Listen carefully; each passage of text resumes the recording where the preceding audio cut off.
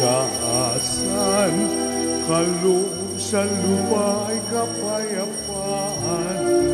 Pinupuri ka, ipinagdaral, sinasamba ka dahil sa dakilang kalwalhatian.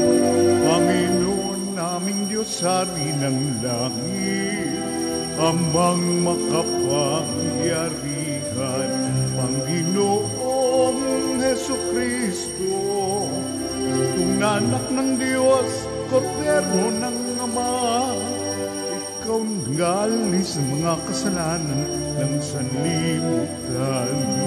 Tanggapin mo ang aming kahilingan, ikaw na naluluklok sa kanang Ama. Maawa ka sa amin, ikaw lamang ang banal, Panginoong Hesukristo, kasama ng Espiritu, sa luwalhati ng Ama. Amen, amen, amen,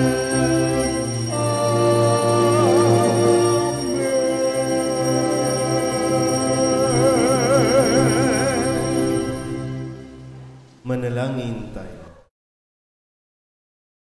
Ama naming makapangyarihan, pinagkaisa-isa mo ang iba't ibang mga tao para sambahin ang ngalan mo. Ang mga isinilang na muli sa tubig ng binyag ay magkaisa nawa sa pananalig at pagkamatapat sa pamamagitan ni Jesucristo kasama ng Espiritu Santo magpasawalang hanggan. Amen. Magsiupo po ang lahat.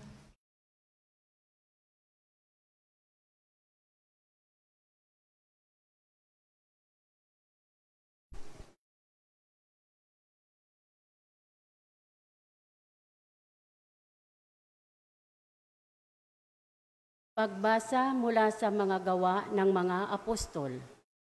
Noong mga araw na iyon, samantalang nakahawak ang pinagaling ni na Pedro at Juan sa kanila sa may portiko ni Solomon.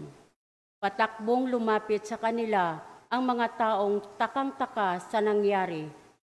Pagkakita ni Pedro sa mga tao, kanyang sinabi, "Mga Israelita, bakit kayo nangingilalas sa nangyaring ito? Bakit ninyo kami tinitingnan ng ganyan? Akala ba ninyo'y napalakad namin siya sa pamamagitan ng sarili naming kapangyarihan o kaya dahil sa aming kabanalan? Ang Diyos ni na Abraham, Isaac at Jacob, ang Diyos ng ating mga ninuno, ang nagbigay ng pinakamataas na karangalan sa kanyang lingkod na si Jesus. Ngunit siya'y ibinigay ninyo sa kapangyarihan at itinakwil sa harapan ni Pilato. Gayon ipinasya na nitong palayain siya.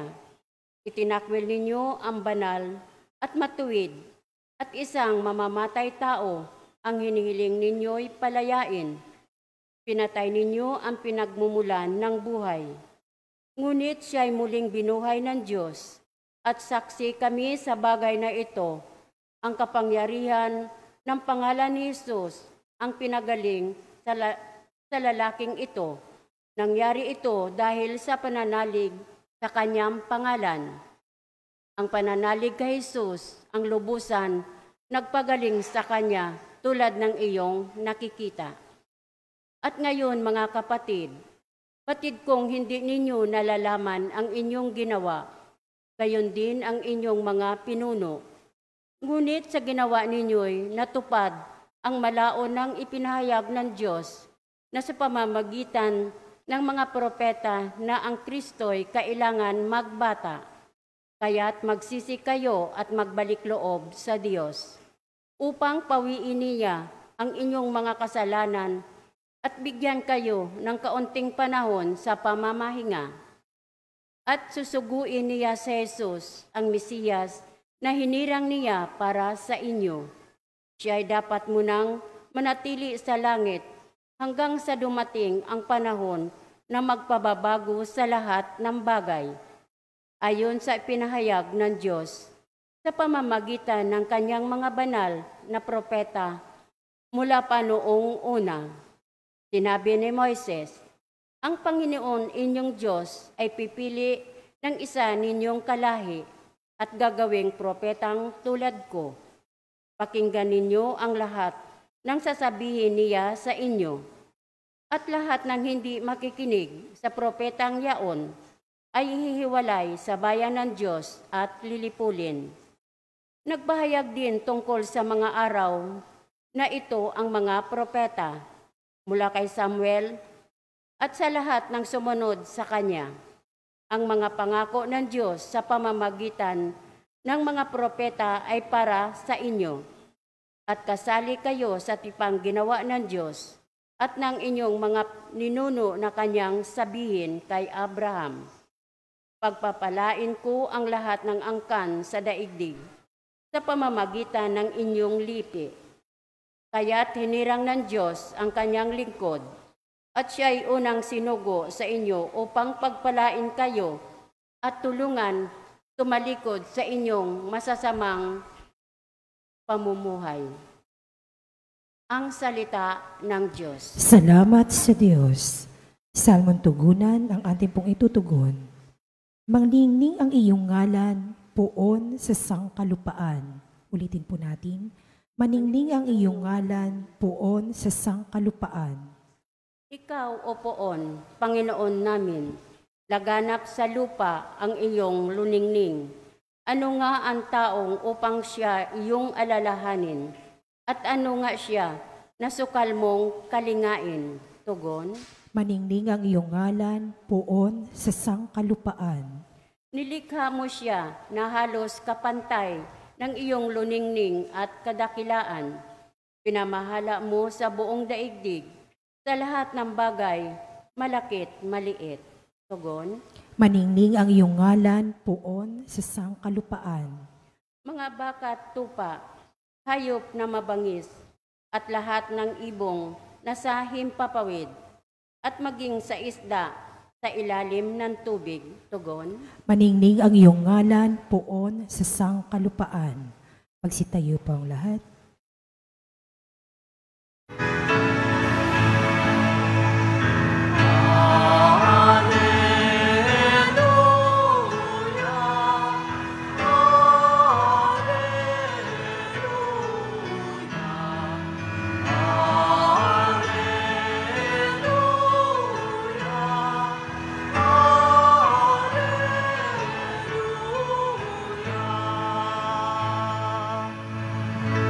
Sa daigdig ay laganap,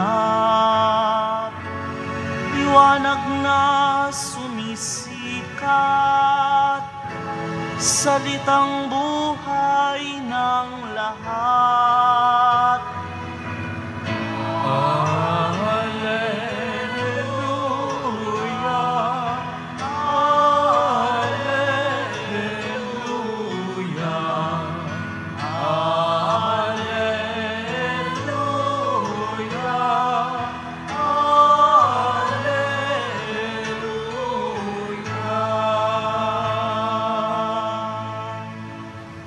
Sumainyo ang Panginoon. At sumaiyo rin. Ang mabuting balita ng Panginoon ayon kay San Lucas. Papuri sa iyo, Panginoon. Noong panahong iyon, samantalang isinasalaysay ng mga alagad ni Jesus ang nangyari sa daan at kung paano nila siyang nakilala nang pagpira-pirasuhin niya ang tinapay. Si Jesus ay tumayo sa gitna nila. Sumainyo ang kapayapaan, sabi niya sa kanila. Ngunit nagulat sila at natakot sapagkat akala nila'y multo ang nasa harapan nila. Kaya't sinabi ni Jesus sa kanila, ano't kayo'y nagugulumihanan? Bakit nag-aalinlangan pa kayo? Tingnan ninyo ang aking kamay at paa. Ako nga ito. Ipuin ninyo ako at pagmasdan. Ang multo'y walang laman at buto, ngunit ako'y mayroon, tulad ng nakikita ninyo. At pagkasabi nito, ipinakita niya sa kanila ang kanyang mga kamay at mga paa, nang hindi pa rin sila makapaniwala dahil sa malaking galak at pagkamangha Tinanong sila ni Jesus, may makakain ba riyan? Siya'y binigyan nila ng kaputol na isdang inihaw. Kinuha niya ito at kinain sa harapan nila. Pagkatapos sinabi sa mga alagad, ito ang tinutukoy ko nang sabihin ko sa inyo noong kasama-sama pa ninyo ako. Dapat matupad ang lahat ng nasusulat tungkol sa akin sa kautusan ni Moises, sa mga aklat ng mga propeta at sa lahat ng mga awit. At binuksan niya ang kanilang mga pag-iisip upang maunawaan nila ang mga kasulatan. Sinabi niya sa kanila, ganito ang nasusulat, kinakailangan magbata ng hirap at mamatay ang Mesiyas at muling mabuhay sa ikatlong araw. Sa kanyang pangalan, ang pagsisisi at kapatawaran ng mga kasalanan ay dapat ipangaral sa lahat ng bansa, magmula sa Jerusalem.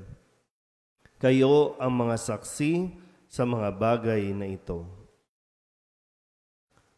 Ang mabuting balita ng Panginoon. Pinupuri ka namin, Panginoong Hesukristo. Isang mapagpalang araw po sa inyong lahat. Ngayon po ay Huwebes, para sa 8 araw na pagdiriwang ng Pasko ng muling pagkabuhay. Kung babalikan lang natin ng konti kung ano nangyari, si Jesus ay dumanas ng napakatinding pagsubok, napakatinding karanasan.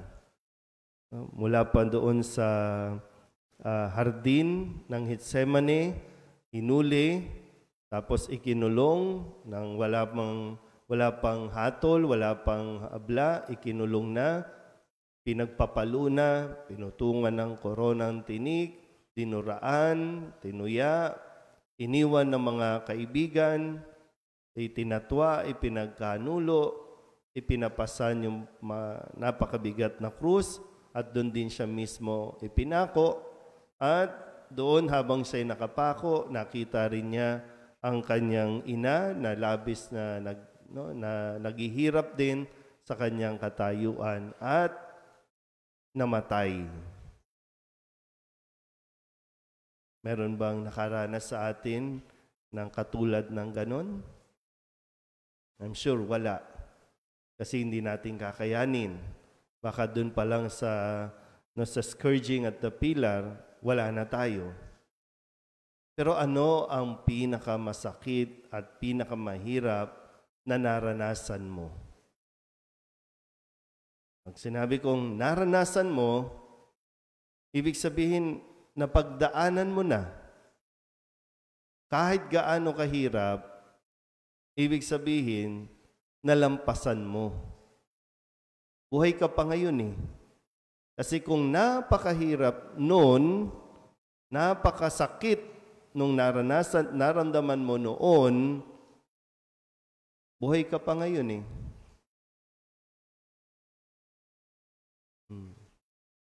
Ano bang ibig kong ipunto dito? Kung muli kang nabuhay, sabihin na natin, no? Kasi yung term, no? Ang muling pagkabuhay. Kasi nabuhay, namatay, at nabuhay uli. So muling nabuhay. Matapos ang lahat ng naranasan. Pero naririto ngayon si Jesus. Ano ang sinabi niya? Nang magpakita siya sa kanyang mga alagad. Narinig ba natin na sinabi niyang, mga walang iya kayo? Kinaibigan ko kayo? Tinulungan ko kayo?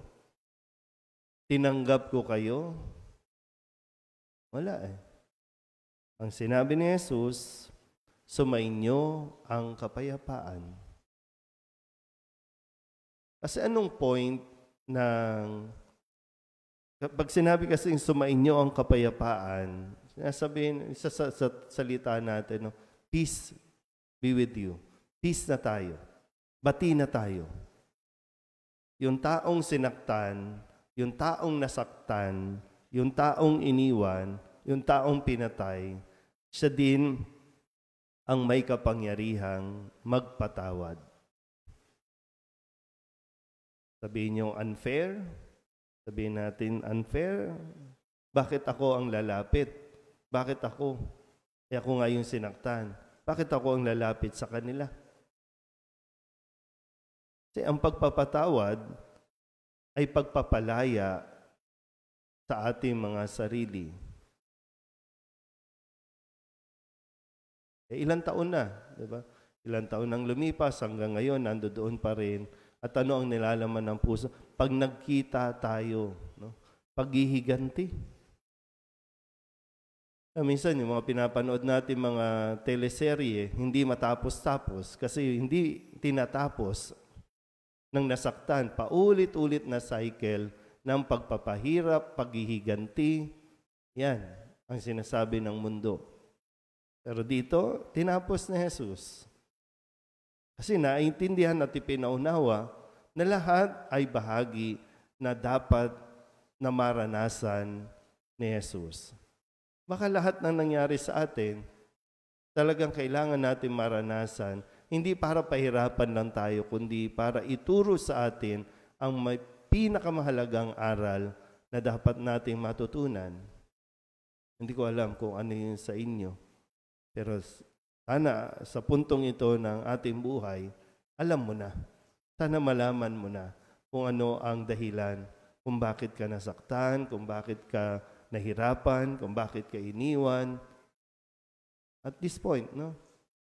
Kasi anong point na mabuhay ka na dala-dala mo ang paghihiganti, dala-dala mo ang galit? Anong point para mabuhay ulit? Sana namatay na tayo. Pero ito ay muling pagkakataon. Huwag nating sayangin. Nahagilapin pa natin kung sino ang nagpahirap sa iyo. Huwag mo nang hagilapin, sayang ang muling pagkabuhay. Sayang ang buhay. Na dapat ini-enjoy mo kung ano man, no? Kung ano man ang pagpapahirap na ginawa o ipinadanas sa iyo. Ito ang diwa ng isa, no? Marahil sa mga diwa ng Pasko na muling pagkabuhay na dapat nating matutunan. Pagpapatawad. Amen?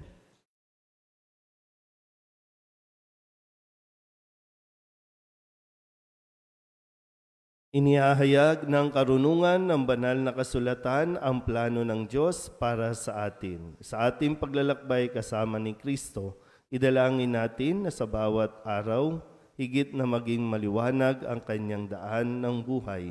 Ang ating pong itutugon, Panginoon, manatili ka sa aming piling. Panginoon, manatili ka sa aming piling.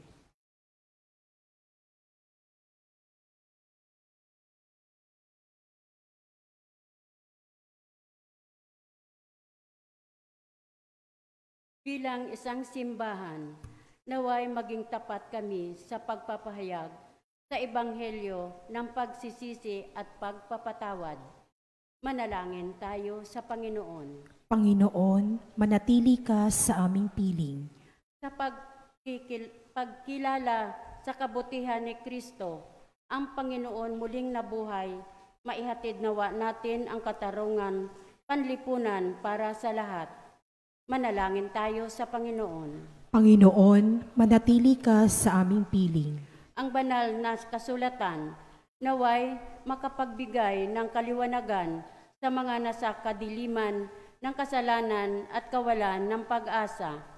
Manalangin tayo sa Panginoon. Panginoon, manatili ka sa aming piling. At tinawang makilala ang presensya ng Panginoon, muling nabuhay sa paghahati-hati ng tinapay sa Eukaristiya. Manalangin tayo sa Panginoon. Panginoon, manatili ka sa aming piling. Ang mga namayapa, naway muling mabuhay sa kaganapan ng kagalakan sa piling ng Diyos. Manalangin tayo sa Panginoon. Panginoon, manatili ka sa aming piling. Idulog din natin sa Panginoon ang ating mga personal na kahilingan at mga panalangin para sa ating mga pamilya. kasama ang lahat ng mga kahilingan ng mga nanonood sa online, lahat ng mga misang pasasalamat, espesyal na intensyon at mga kaluluwa na hinihiling na ipagdasal sa misang ito.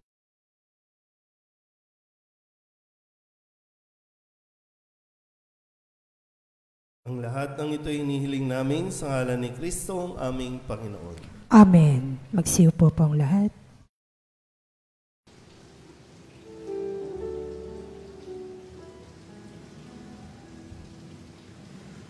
Tubig ng buhay, paglalakbay, patungo sa bagong buhay. O Jesucristo, aming gabay, basbasan mo ang aming alay. Bukal ng liwanag, nagbibigay ilaw sa mga bulag. Kami lumalapit sa iyong batis upang makakita. Tubig ng buhay, paglalakbay, patungo sa bagong buhay. O Jesucristo, aming gabay, basbasan mo ang aming alay. Basbasan mo ang aming alay. Manalangin kayo mga kapatid upang paghahain natin ay kalugdan ng Diyos amang makapangyarihan. Tanggapin nawa ng Panginoon itong paghahain sa iyong mga kamay, sa kapurihan niya at karangalan, sa ating kapakinabangan at sa buong sambayanan niyang banal. Ama naming lumikha, kalugdan mong tanggapin ang aming mga alay na ngayon inihahain para sa mga hinirang upang ang mga niloob mong mapinyagan ay magkamit ng iyong tulong ngayon at kailanman sa pamamagitan ng Jesucristo kasama ng Espiritu Santo magpasawalang hanggan. Amen. Sumainyo ang Panginoon. At sumairi. Itaas sa Diyos ang inyong puso at diwa. Itinaas na namin sa Panginoon. Pasalamatan natin ang Panginoong ating Diyos. Marapat na siya ay pasalamatan. Ama naming makapangyarihan, tunay ngang marapat na ikaw ay aming pasalamatan, lalo ngayong ipinagdiriwang ang paghahain ng Mesiyas, ang maamong tupa na tumubos sa aming lahat. Ang iyong anak na minamahal ay naghain ng sarili niyang buhay. Siya ang tupang maamong umako sa kaparusahan upang mapatawad ang kasalanan ng sanlibutan. Sa pagkamatay niya sa banal na krus, ang kamatayan namin ay kanyang nilupig. Sa pagkabuhay niya bilang manunubos, pag-asa at pagkabuhay ay aming nakamit. Kaya kaisa ng mga anghel ang sisiawit ng papuri sa iyo, nang walang humpay sa kalangitan, kami nagbubunyi sa iyong kadakilaan.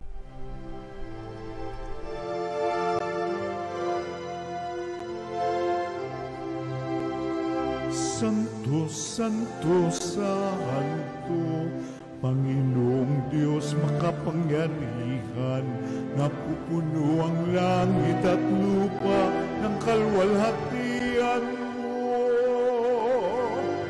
Hosana sa kaitaasan,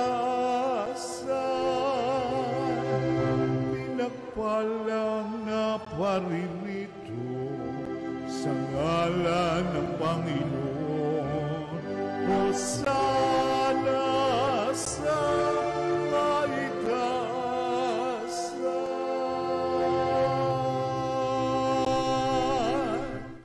Ama naming banal, ikaw ang bukal ng tanang kabanalan, kaya't sa pamamagitan ng iyong Espiritu, gawin mong banal ang kaloob na ito upang para sa aming maging katawan at dugo ng aming Panginoong Jesucristo. Bago niya pinagtiis ang kusang loob na maging handog, hinawakan niya ang tinapay, inasalamatan kaniya, inaghati-hati ni ayon, iniabot sa kanyang mga alagad at sinabi, Tanggapin ninyong lahat ito at kanin, ito ang aking katawan na ihahandog para sa inyo.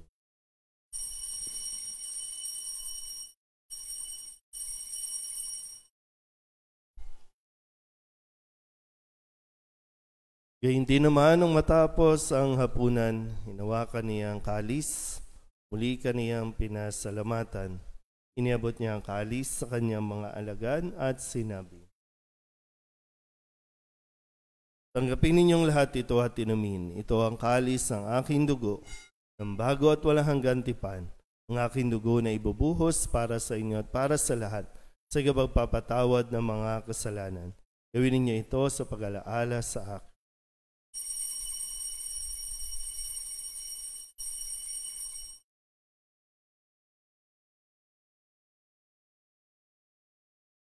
Ipagbunyi natin ang misteryo ng pananampalataya. Si Kristo'y namatay, si Kristo'y nabuhay, si Kristo'y babalik sa wakas ng panahon.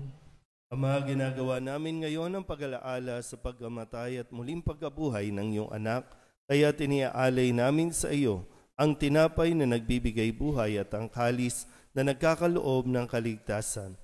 Kami napapasalamat dahil kami iyong minarapat na tumayo sa harap mo para maglingkod sa iyo.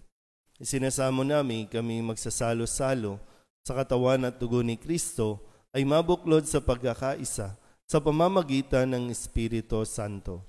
Ama, lingapin mo ang iyong simbahang laganap sa buong daigdig. Puspusin mo kami sa pag-ibig kaysa ni Francisco na aming Papa at ni Jose na aming Obispo at ng Tanang Kaparian. Alalahanin mo rin ang mga kapatid naming nahimlay na may pag-asang sila'y muling mabubuhay, kaya hindi ng lahat ng mga pumanaw. Tawaan mo sila at patuloyin sa iyong kaliwanagan. Tawaan mo at paghindapating kaming lahat na makasalo sa iyong buhay na walang wakas.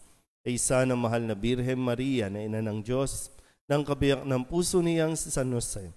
Isa ng mga apostol at ng lahat ng mga banal na namuhay dito sa daigdig ng kalugod-lugod sa iyo, may pagdiwang nawa namin ng pagpupuri sa ikararangal mo sa pamamagitan ng iyong anak, na aming Panginoong Hesus Kristo. Sa pamamagitan ni Kristo, kasama niya at sa Kanya, ang lahat ng parangal at papuri ay sa iyo, Diyos Amang makapangyarihan, kasama ng Espiritu Santo, magpasawalang hanggan. Amen, amen, amen.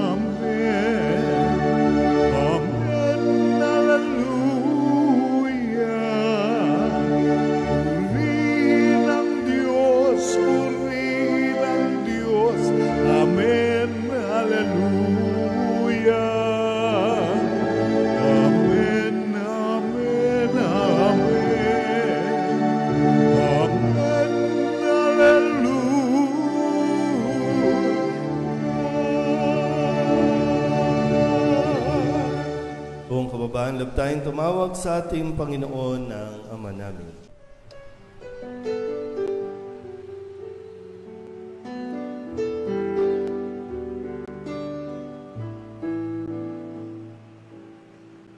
Ama namin, sumasalangit ka, sambahin ang ngalan mo. Mapasa amin ang kaharian mo, sundin ang loob mo. Dito sa lupa para ng sa langit, bigyan mo po kami ngayon ng aming kakanin sa araw-araw at patawarin mo kami sa aming mga sala.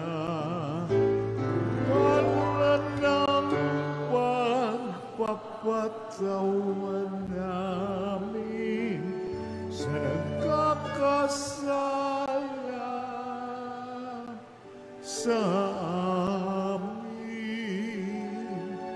at huwag mo kaming ipagdulot sa tukso at yadya mo kami sa lahat ng masama. Diya sa lahat ng masama, pagalooban ng kapayapaan araw-araw, iligtas sa kasalanan at ilayo sa lahat ng kapahamakan. Samantalang aming pinananabikan ang dakilang araw ng pagpapahayag ng tagapagligtas naming sa Jesucristo. Sapagkat iyo ang kaharian at ang kapangyarihan at ang kapurihan magpakailanman. Amen. Panginoong Jesucristo, sinabi mo sa iyong mga apostol, kapayapaan ang iniiwan ko sa inyo, ang aking kapayapaan ang binibigay ko sa inyo.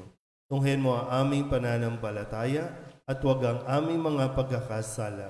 Pagkalooban mo kami na kapayapaan at pagkakaisa ayon sa iyong kalooban, kasama ng Espiritu Santo, magpasawalang hanggan. Amen. Ang kapayapaan ng Panginoon ay laging sumainyo. At sumaiyo rin. Magbigayan po tayo ng kapayapaan sa isa't isa.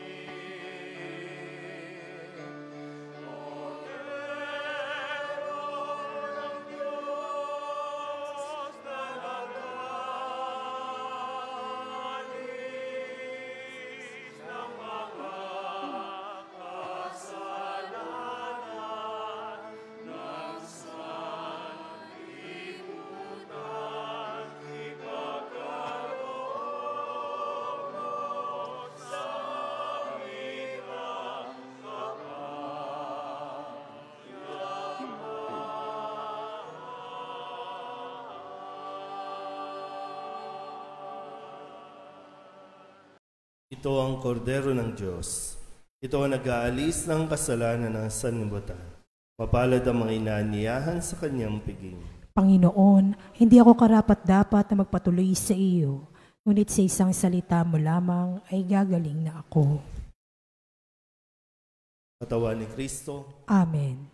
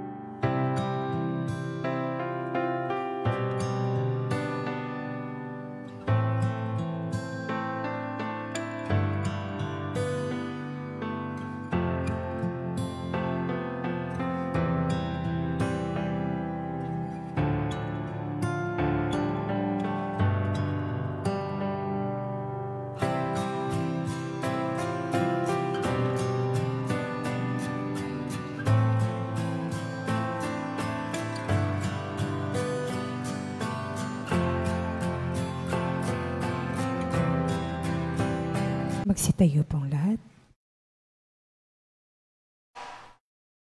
Manalangin tayo. Ama naming mapagmahal, ang aming mga pagluhog ay iyong pakinggan para sa pagkakamit ng iyong tulong sa amin araw-araw at para sa pagkakaloob ng ligayang walang katapusan na pawang idinudulot ng banal na pakikinabang sa pagdiriwang ng pagpapalitan ng iyong bigay at aming alay sa pamamagitan ni Jesucristo kasama ng Espiritu Santo magpasawalang hanggan. Amen. Sumainyo ang Panginoon. At sumaiyo rin. At pagpalain kayo ng makapangyarihang Diyos, Ama at Anak at Espiritu Santo. Amen. Tapos na ang banal na misa, humayo tayo sa kapayapaan ni Kristo.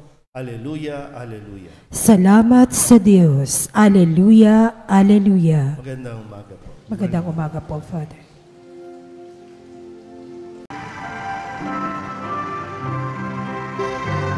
Nuestro Padre Jesus Nazareno, sinasamba ka namin, pinipintungo ka namin, aral mo ang aming buhay at kaligtasan. Nuestro Padre Jesus Nazareno, iligtas mo kami sa kasalanan.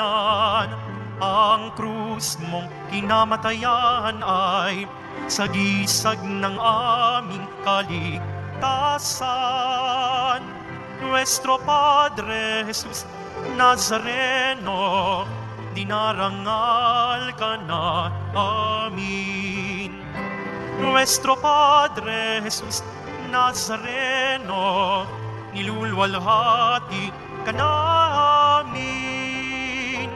Nuestro Padre Jesus Nazareno, dinarangal ka na amin. Nuestro Padre Jesus Nazareno, nilulwalhati